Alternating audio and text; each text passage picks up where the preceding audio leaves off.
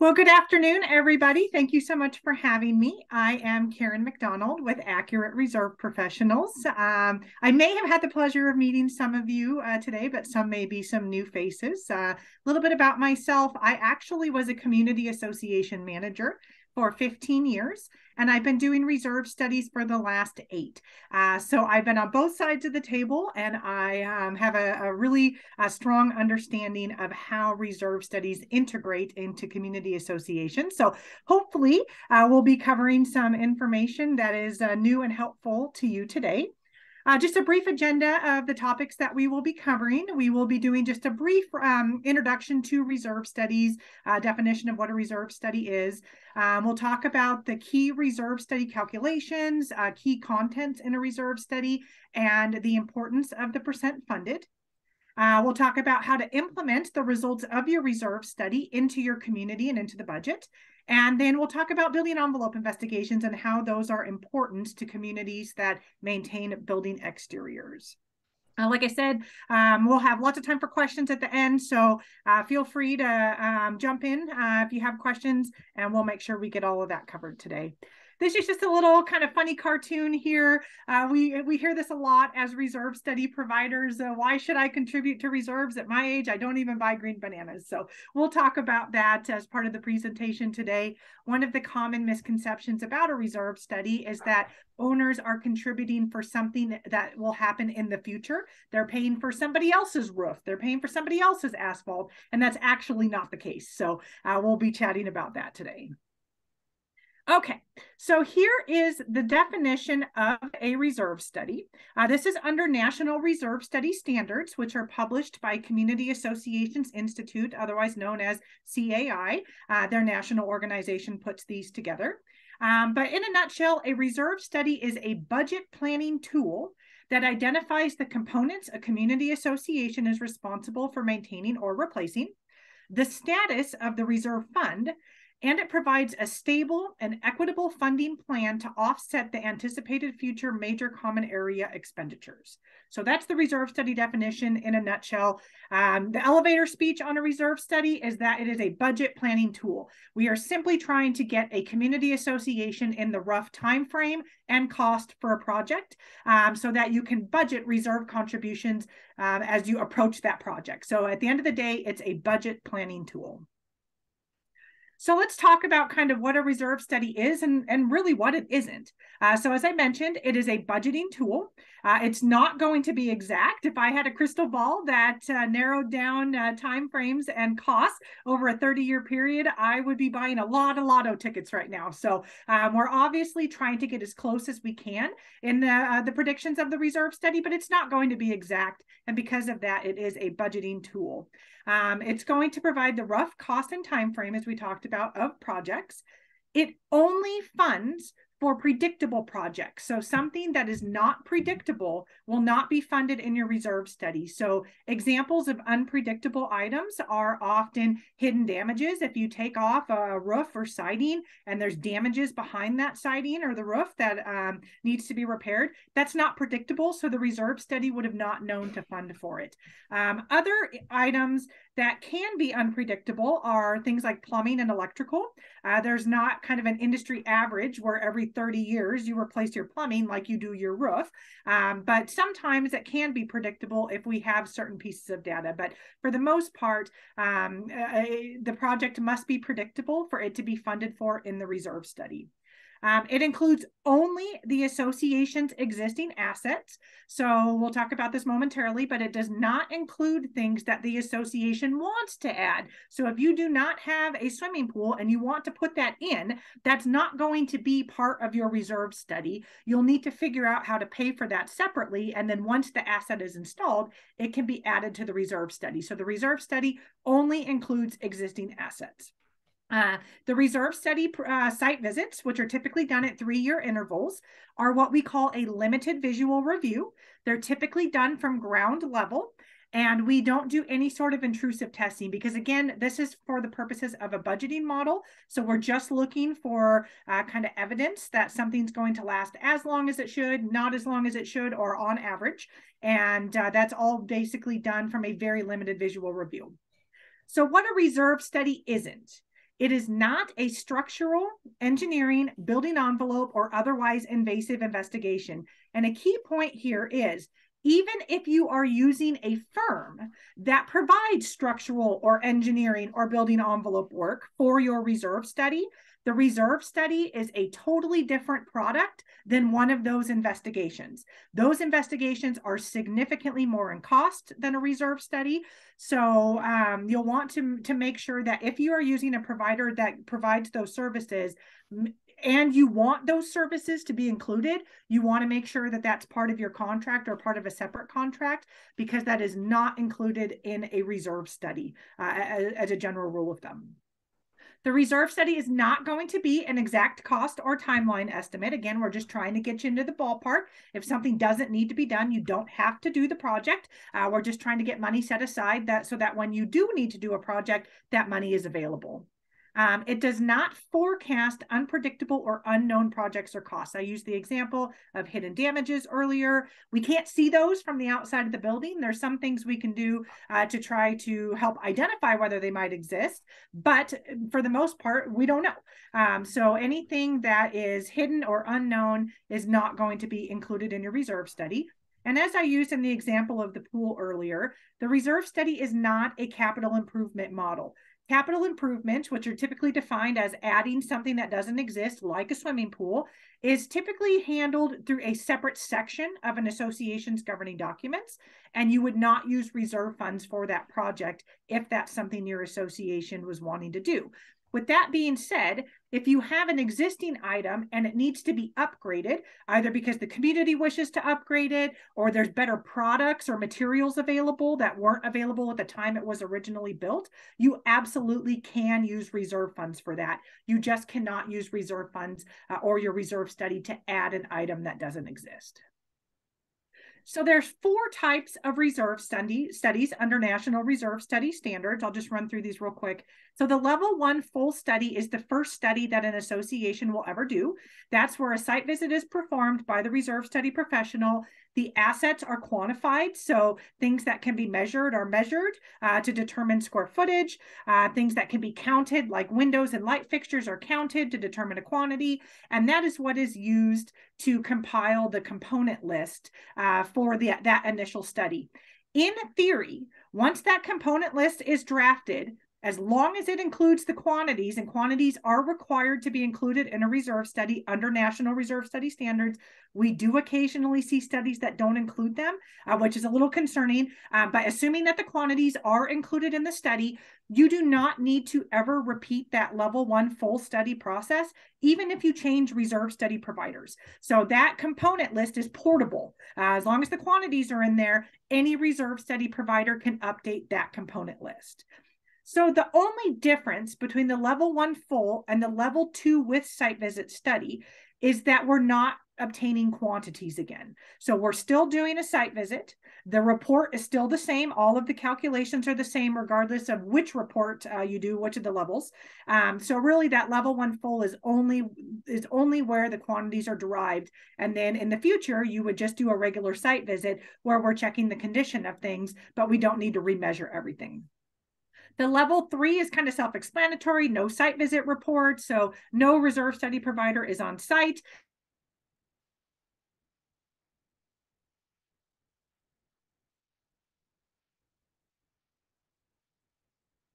And then the next 2 years in between, you would do the level 3 no site visit reports. In those reports, again, the data is carried forward from the prior studies, and the component list is updated based on what the association reported as projects that have been completed, the current reserve account balance, the budget is updated. All of that data is updated as part of the level 3 no site visit report. The level 4 probably doesn't apply to most of us on the call today, but that's for a community that's brand new, but yet has not yet been constructed. So that's where the developer provides the reserve study provider with the architectural plans and specs. And then the community, or the component list for the community, is drafted based on that data instead of doing a site visit to take measurements.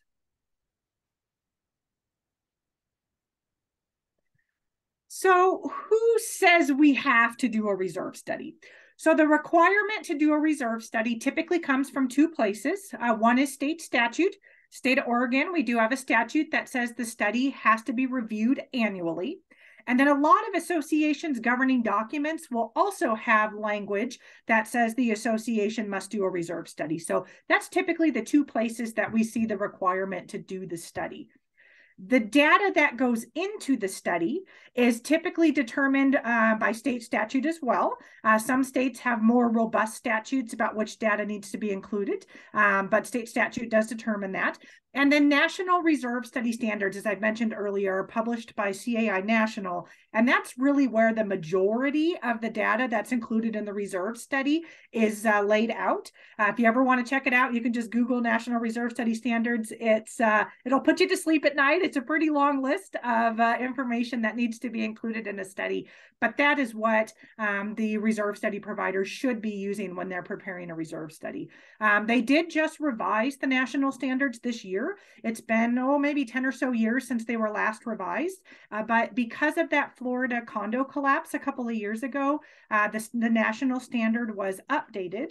A couple of key changes there that they made is they've removed the reference to life limited components at 30 years. So you may have heard, somebody will say that, well, we don't include that item in our reserve study because it has a useful life that's longer than 30 years. What we're finding out is that that is not serving associations well because they're not saving for these major projects that have a long useful life. And as the buildings age, they're becoming underfunded. So that reference has been removed. And so you'll see a lot of reserve study providers are including, siding's a great example. Siding typically is a 50-year product. You should be funding for siding in your reserve study, even if you're a brand new community that has a 50-year useful life on it. That way you're saving in 50 increments, not waiting until it gets 20 years old and adding it to the study when it has 30 years left. And now you only have 30 years to save for a 50-year item. So that was one of the big changes that occurred. They do make a reference to a maintenance plan, which Oregon's reserve study statutes already require a maintenance plan. But in my opinion, the maintenance plan that the National Reserve Study Standards are looking at is significantly more in depth than what is probably being prepared as part of your reserve study. We're always happy to answer questions outside of the presentation if there's questions about that. But we do recommend that you work with your maintenance provider. There's some templates you can find online for a maintenance plan to really develop a maintenance plan that is tailored to your specific community. That's not just a basic boilerplate maintenance plan. Okay, so moving on here, I did want to touch on the key reserve study calculations. These are kind of the two numbers that we get the most questions about in a reserve study. So the first is the fully funded balance, which is defined as the cumulative amount the association's assets have deteriorated as of the date of the study. It is a common misconception that the fully funded balance is the amount of money it would cost to replace everything all at once. That's what people think. They think if your fully funded balance is $1 million, for example, they think that as soon as you get to $1 million, you're fully funded. You don't have to save anymore. You have all the money you need for all of your projects. And that's actually not what that means. So to use a really simple example, if you have a clubhouse and you replace the carpet every 15 years and it costs $15,000 to replace that carpet, the association would save $1,000 a year for 15 years. In the third year of the carpet, the fully funded balance for the carpet is not $15,000, the total project cost. The fully funded balance is $3,000 because you're saving $1,000 a year for 15 years and the carpet is now 3 years old. So that's what that fully funded balance number is it's how much each of the association's assets have deteriorated, and then it's all added up into one big number. So as the building ages every year, that fully funded balance gets bigger because you've added another year of deterioration. And as you complete projects and you reset the clock on them where you don't need money set aside for that project anymore, that fully funded balance goes down. So that number fluctuates from year to year. It's not static. So it's not a number where once you reach it, you're done. You don't have to contribute anymore. It will change year to year, and the association will always need to add money to reserves to offset that deterioration that occurs on an annual basis. Because of this, kind of going back to the cartoon at the beginning about why should I contribute to reserves? I don't even buy green bananas. Because of the way that this is created, the association is funding reserves as the assets deteriorate. So you are not paying for a future roof. You are paying for the amount of the roof that deteriorated in the time that you lived there. So if you own your unit in a condo for 3 years, you have paid for 3 years of roof. If you live there for 20 years, you have paid for 20 years of roof. You are not paying for somebody else's roof. You're simply paying for the amount that you used while you lived there. The percent funded is basically a comparison between how much the association has in reserves and that fully funded balance number. So it's a comparison between how much you have versus how much the assets have deteriorated. And this is kind of the importance of that percent funded. So an association that is 0 to 29% funded, meaning they have 29% of their fully funded balance on hand, is considered to be weakly funded, and therefore they have a high risk of needing to do a special assessment. An association that is 30 to 69% funded is fairly funded with a moderate risk of a special assessment. And then what we're really aiming for is the lowest risk of special assessment, which is an association that is 70% or more funded. Those associations are known to be strongly funded. So when your association is deciding which funding plan in the reserve study to follow, we recommend aiming for a 70% or higher model to reduce that special assessment risk over time. I did want to talk about kind of the differences between well-funded communities and poorly funded communities, because unfortunately we see this a lot, and I think it's kind of important to touch on today. So in well-funded communities, we see them having a low risk of a special assessment versus a poorly funded community that has the high risk. When we have a well-funded community, they tend to have little to no deferred maintenance because they're adequately budgeting for their community. So they're able to perform day-to-day, week-to-week, month-to-month maintenance through the annual operating budget. And then they're able to perform larger projects through the reserves funds because they're putting adequate money away or budgeting within their annual operating budget adequately. When we have a poorly funded community, we see a lot of deferred maintenance. We see projects that should have been done that weren't done, things like peeling paint, more frequency of roof leaks because the roof needs to be replaced and hasn't been done yet. So that's kind of one of the big differences that we see there. Well-funded communities tend to select qualified vendors based on the quality of work and the qualifications of that vendor. They're not so focused on getting the absolute cheapest price because they have money to work with. Where poorly funded communities typically barely have enough on hand to do the project, so they feel pressured to select the least expensive vendor. And unfortunately, sometimes that doesn't work out well. We have seen many cases, unfortunately, where work had to be repeated because a vendor was selected that either wasn't qualified to do the work or the scope was not correct because they went with the cheapest bid, and it just did not serve the association well in the long run. Well-funded communities avoid unnecessary repairs, again, because we're A, maintaining our buildings, but B, we're not trying to repair something to extend the remaining useful life because we don't have the money to replace it. So that's what we see happening in poorly funded communities. We see them repairing roofs that should have been replaced. We see them patching asphalt that should have been resurfaced. Well-funded communities have the money to do the projects when they're due, so we don't see them wasting money, if you will, on unnecessary repairs. Well-funded communities perform projects in full, where poorly funded communities tend to phase projects. We are not fans of phasing projects for a number of reasons. The number one reason is it's going to cost you more. You're going to have vendors mobilizing multiple times. That has a cost to it. If you spread the project out over several years, you are going to typically pay higher rates in future years because of inflation and things like that. It can be disruptive to owners having vendors on site year after year after year, doing one building roof at a time, especially with COVID. A lot of people started working from home and people don't want to hear nail guns all day long as roofs are being replaced. So we really recommend avoiding phasing projects if possible. And the well-funded communities are typically able to do that, whereas the poorly funded communities phase because they don't have the money to do the project in full. Well-funded communities, last but not least, they maximize their property values, where poorly funded communities risk a decline in property values for a number of different reasons.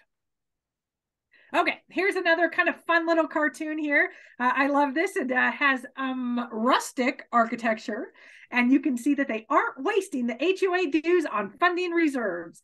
So as you all hopefully know, you're not wasting your assessments by funding reserves, but I do think that this cartoon is pretty cute.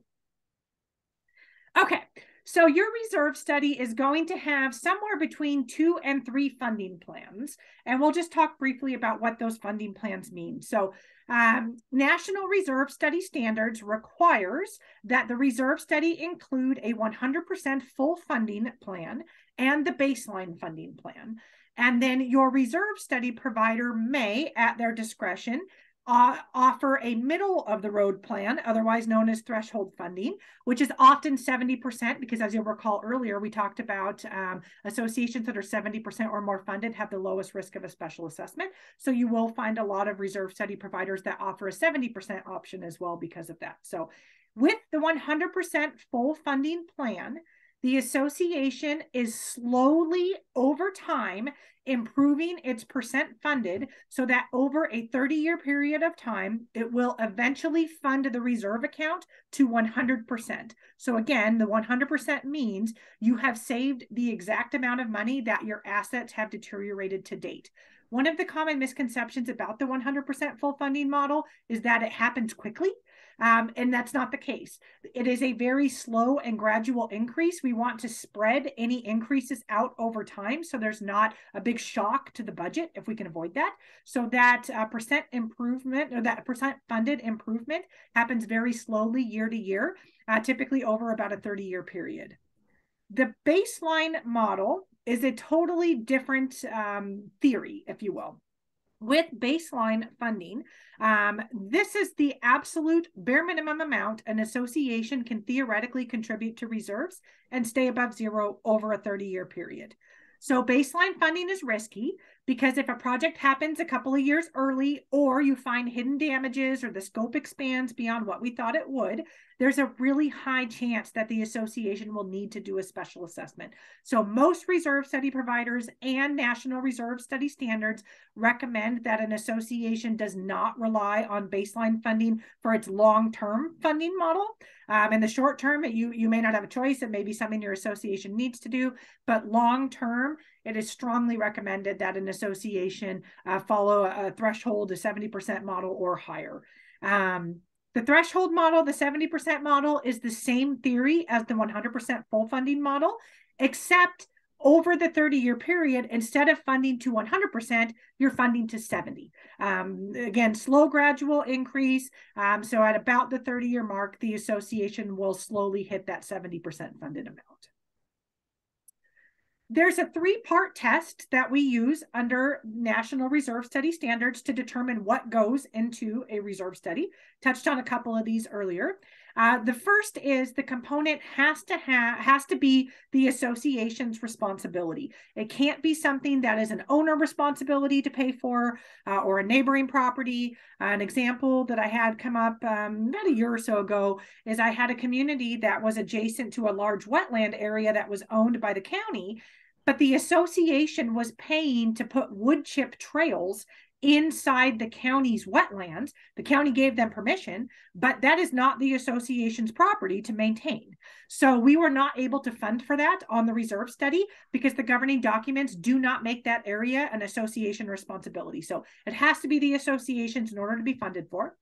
It has to be predictable, meaning that we have to have some sort of industry standard, if you will, for how often that item is typically replaced. And then we have to be able to figure out about how old it is so we know how much longer it has. So we have to have a predictability factor there.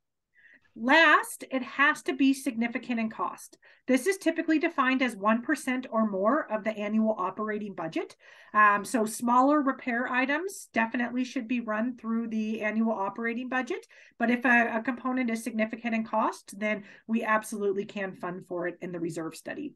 The last piece that's not technically part of the test, but it does kind of deserve an honorable mention here, is even if it's a significant expense, or even if it's $100,000 a year, If it doesn't occur annually, it should not be included in the reserve. Excuse me, if it occurs annually, it should not be included in the reserve study. It does not make sense to take that money and put it into reserves every year and take it straight back out. So if you know something is going to be done annually, that should be put in your annual operating budget.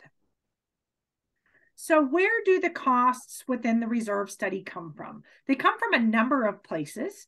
Common misconception is that the reserve study providers just use kind of a national database, throw some costs in there and call it good. That's actually not the case. A really good reserve study provider is going to try to narrow down costs as closely as possible. So the best predictor of future expenses is always going to be a client cost history. So if you have a cost history, even if it's 5 or 6 years ago for a project, make sure you're giving that to your reserve study provider. They can inflate that forward, and that typically is going to be the best predictor of future costs because that cost is specific to your community.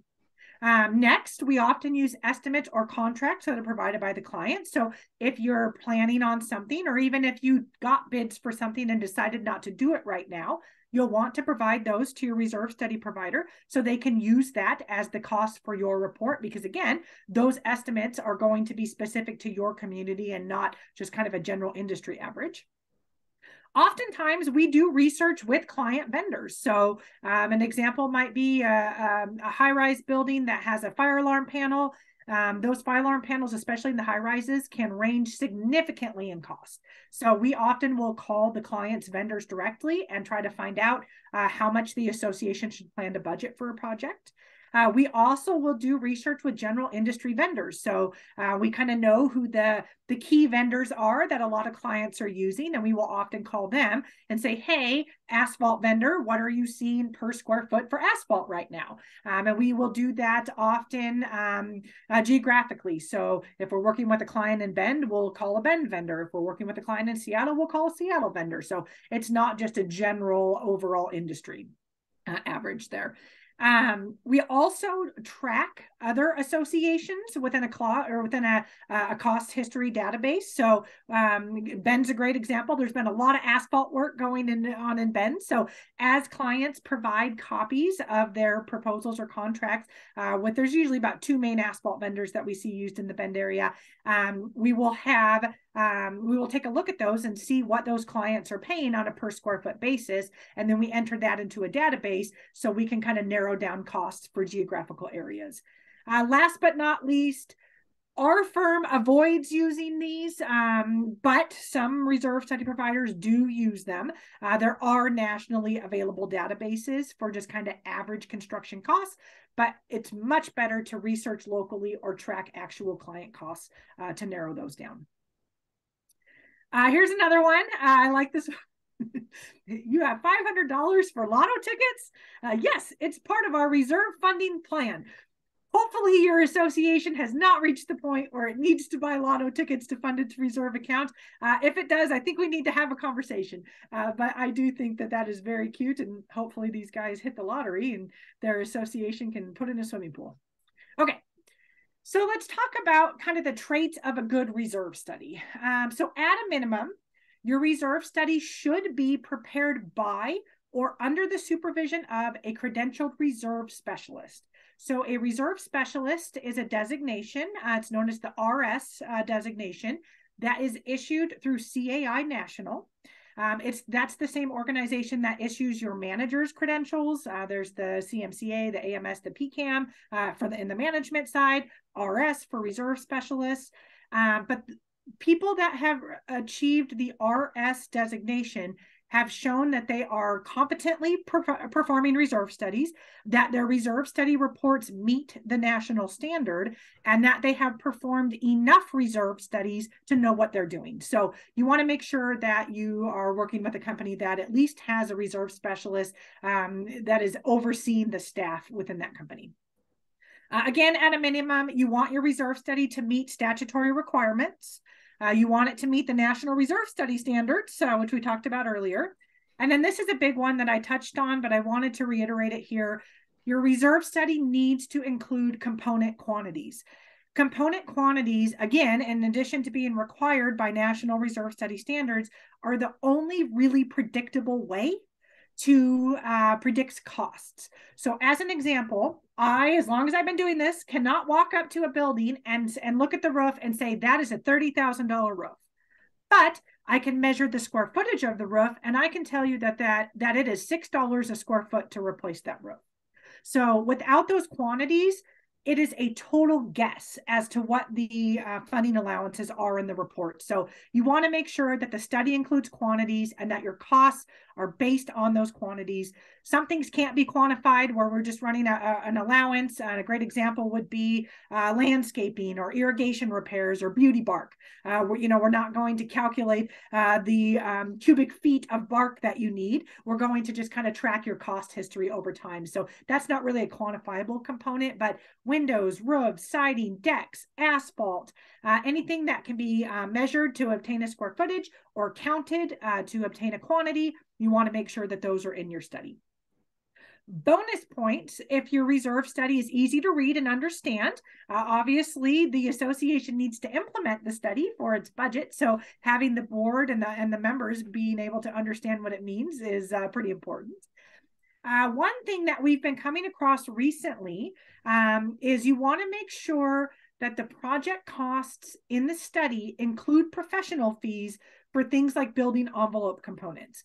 It is a best practice to use architectural specs and professional project management, either through your reserve study, through your management company, if they have a department that handles that, or through an outside provider to oversee major construction projects. That would be, again, windows, roof, siding, decks, anything that's building envelope related. You want to have that overseen by a professional envelope expert to make sure that it's done correctly so you don't pay for it twice. That obviously adds to the cost of the project.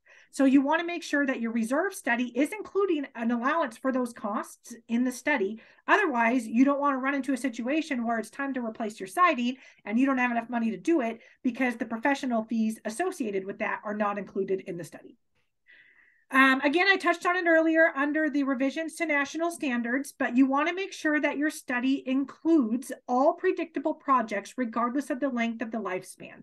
So we do not want to limit the reserve study to assets that have a 30-year or less useful life.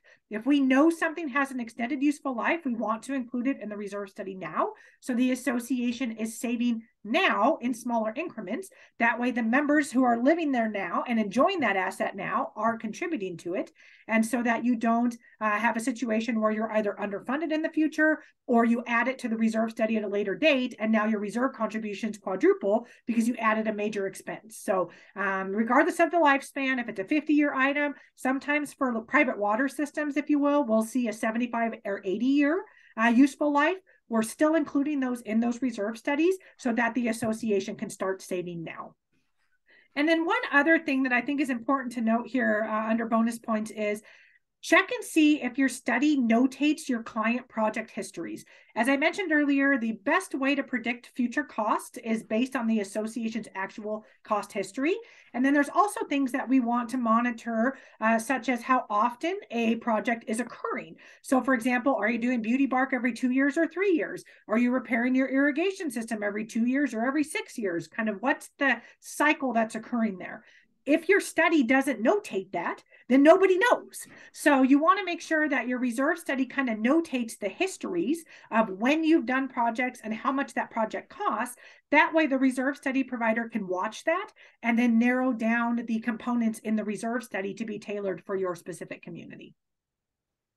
Okay, so now you've got your reserve study, you've taken a look at it, you find out it's a good one, now you're ready to implement it. So what do you do? So first, you're going to want to review the study as soon as you get it, and you're going to want to notify the reserve study provider of any revisions. So this may be an error that they made. It may be something you forgot to bring to their attention. Maybe you forgot to tell them that you completed a project. It could be a number of things that you need to report for revisions. But one thing to keep in mind is some revisions may not be negotiable. So you are hiring your reserve study provider to give you a budget tool that is based on their experience and industry best practices. Sometimes we will have a board that will come to us and they will say, we don't want to do this project in 5 years. We want to do it in 15 years. If it's our opinion that the project should be done at 5-year intervals, we're not often able to incorporate that longer interval that the client wants, especially if it's a building envelope item. Decks are a great example. They don't want to resurface them at 5 years like we're recommending. They want to do it at 15 years. We're not able to incorporate that in the study because that's not a best practice. And then the reader will think that we thought it was if we put it in there at 15-year intervals. So some revisions may not be negotiable, but others are. A lot of cosmetic things are negotiable. Regardless, we always want client input on things so that we can be looking at the study and seeing what the client is doing, what the client wants to do, because the reserve study does need to be tailored for your specific community. It's just we want to make sure that it also includes best practices. One thing that boards sometimes get stuck on is kind of failing to remember that the study is a budget model. So some variance is okay. When we're looking at $1 million in assets between windows, roofs, siding at a condo, getting the beauty bark cost within $50 is probably not going to be material to the study. So it's fine if there's some variance. Some associations incorrectly think that they should do the reserve study, and then later in the year they should come back to their reserve study provider and say, we decided not to do any of the stuff that we told you we were going to do, so please redo our reserve study. That's not the intent of the reserve study. It's a budget model. Things are going to change. You're going to change your mind, and that's what those annual updates catch, is what the actual cost ended up being, what you ended up deciding to do. So some variance is okay. One of the things you'll want to do when you get your study is you want to research the projects that are in the near term to determine exact timing and costs. And we'll talk about building envelope investigations in a moment, but that's a great way to determine exactly when something on the exterior of the building might need to be done. But you're going to want to start looking at, okay, what does the study show is due sometime in the next 1 to 5 years? What are those projects? What are the costs? And then start talking to your vendors. Dear vendor, do you think we're going to need to do this within this time frame? What do you think the cost is going to be?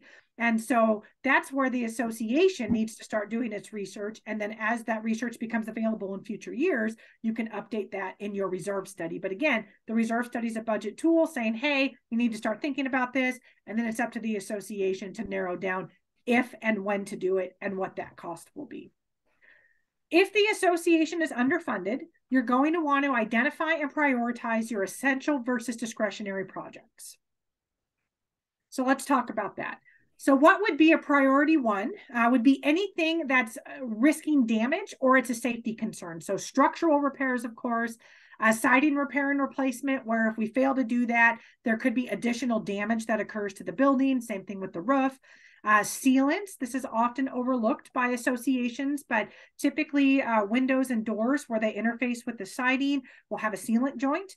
If that gets cracked where water can get in, that can cause hidden damages. So those should be proactively addressed. Those definitely need to be on the priority one list.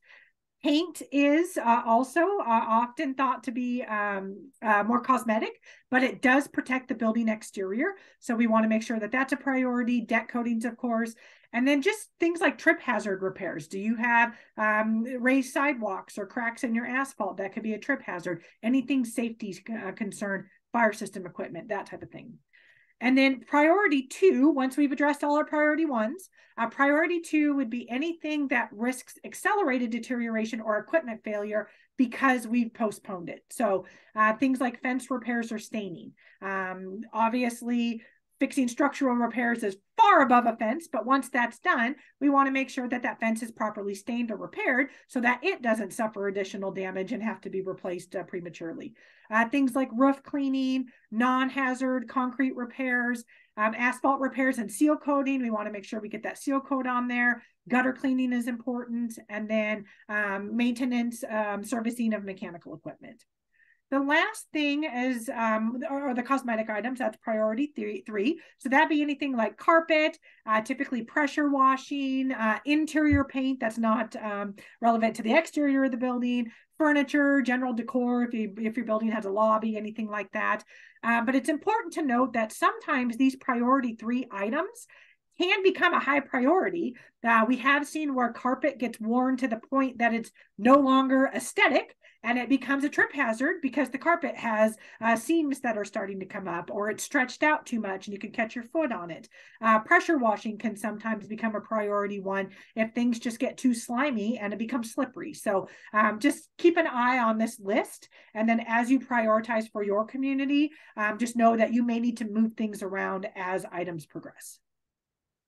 Okay, I think this is the last of my slides, and then we'll move on to any questions that may have come up. But I wanted to talk about the benefits of a building envelope investigation. For those who aren't aware of what a building envelope investigation is, this is where an architect or an engineer comes out.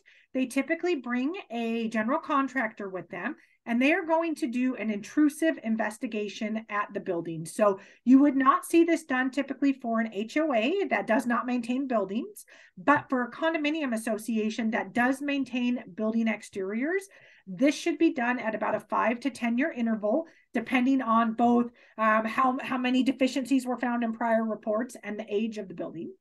But basically, they're going to come out and the general contractor will take apart the building exterior in very key areas as directed by the architect or the engineer.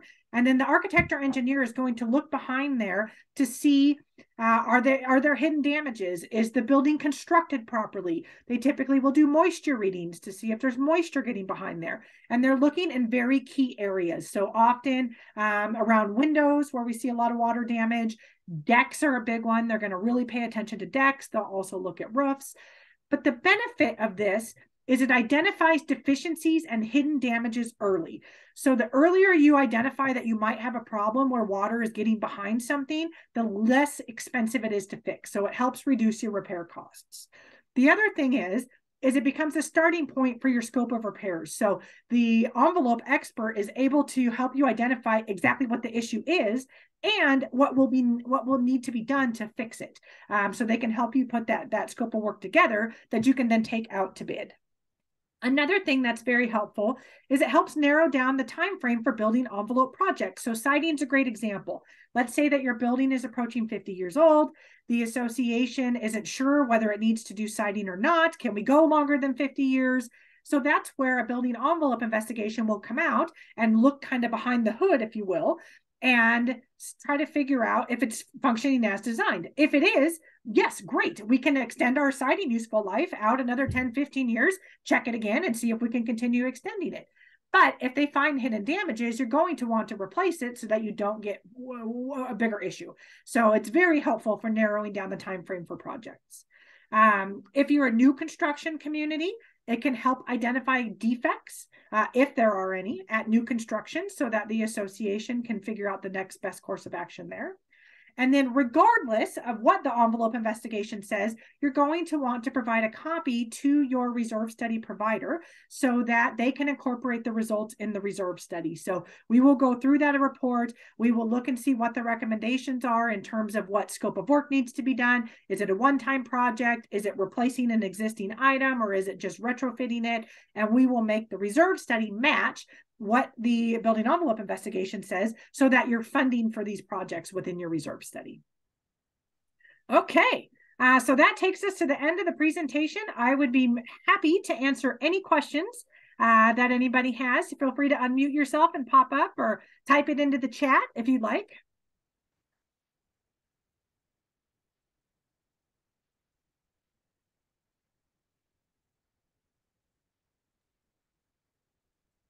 Yes. For regular maintenance and repairs, does that go into a planned operations fund, or is that replacement reserve, regardless of the amount, or is there some rules of thumb? And it's like a roof. You repair. The wind is blown off. You repair a few things. You can extend the life of it, or you paint a home. You repair some dry rot. When do you take it? When do you budget regular maintenance in your operations fund versus taking the monies out of your replacement reserve? So the typical rule there is if the cost is 1% or more of your operating budget, then you can make it a reserve item. Um, the association, as part of its budget process, should be including a kind of general maintenance or repair line item in the annual operating budget and tracking how much it needs in that line item from year to year so that you're kind of adjusting it for your specific community. And then a couple of things can happen. So one is if a large repair occurs, you have wind damage, it's a couple $1,000s, you absolutely can use reserve funds for that repair.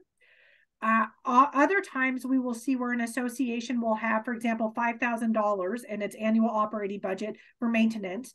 And this year's just a bad year. A tree fell, some shingles got blown off of a roof, a bunch of stuff happened that nobody saw coming. And so they've exceeded that $5,000 and they're thinking, oh gosh, what do we do? In that case, you absolutely can take from reserves as well. As long as you are maintaining, repairing, or replacing an item in the reserve study, you can use reserve funds for that item. But we don't want you to nickel and dime it because the reserve study, when you look at the component list, is really only funding for replacement of the items and things like painting. We don't run repair allowances typically because repairs are not predictable. So if you use reserve funds, you're taking away funds that were allocated for replacement in the future, and then the study just recalculates it. But you certainly can use reserve funds for repairs if you need to. You're robbing the future because you're regularly taking repair and maintenance out, and thus having to increase your replacement reserve contributions by the amount of repairs and maintenance plus replacement. Correct. It's all relative. The money's going to come from somewhere. So if you don't do it Yeah. out of operating and you take it out of reserves, then your reserve account will have less than we thought. And then Yeah. when you do the next reserve study, it reallocates it and you have to put that money back. So it's all relative, right? Right. Well, yeah. As long as people are really looking at the replacement reserve. Right. Yeah. Okay. Any other questions?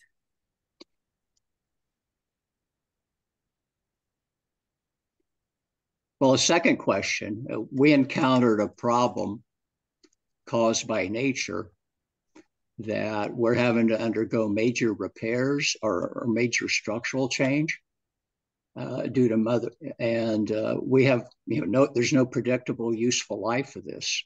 It certainly sounds like it's a replacement reserve, but how does one pick out a replacement schedule when you don't know when Mother Nature is going to overwhelm you again?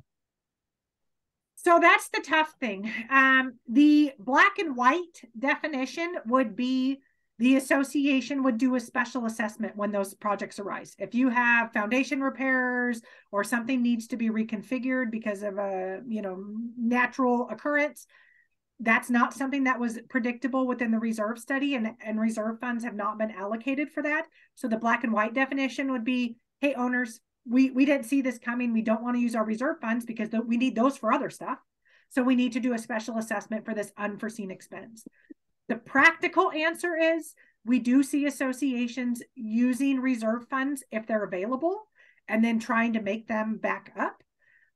But it really depends on each community's preference and its tolerance for either a special assessment now for an unknown expense or unforeseen expense, or a special assessment in the future because you used future money for something now, and now you don't have money for roofs, for example. Thank you. Yeah, that is a tough judgment. It is, Yeah. and like I said, there's the black and white answer, and then there's the practical answer, and Yeah. most associations go somewhere in the middle. Yeah. Okay.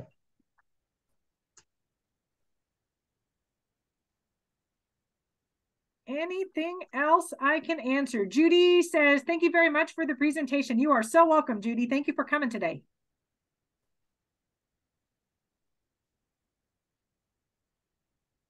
Everybody else, I either wowed you with my reserve knowledge or I put you all to sleep on your lunch break. Well, let me ask one more question. You talked Sure. about you certainly shouldn't put annual things in there. What about 2 or 3 years? Depreciation, there's nothing less than 3 years. It seems like a 2-year replacement cycle is as bad as a single year replacement cycle. Not necessarily. We do see a lot of communities including things that happen on 2-year intervals. Beauty Bark's a great example.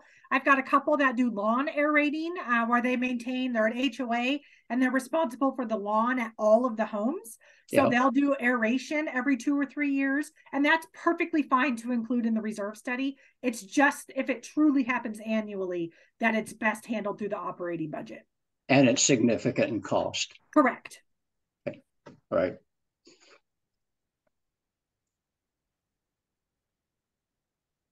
Thank you. You're welcome. And yeah, Ron says thank you as well. Thanks for coming, Ron. Absolutely. I'm glad I was able to help today.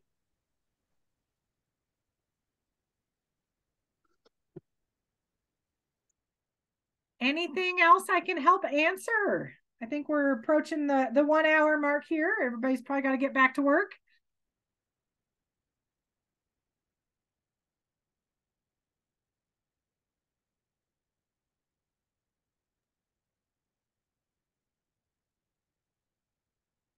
If everyone's done, Karen, thank you so much for doing this for us today. And I think we can end the recording. And just as a reminder, I will be sending the slides and the recording out by tomorrow.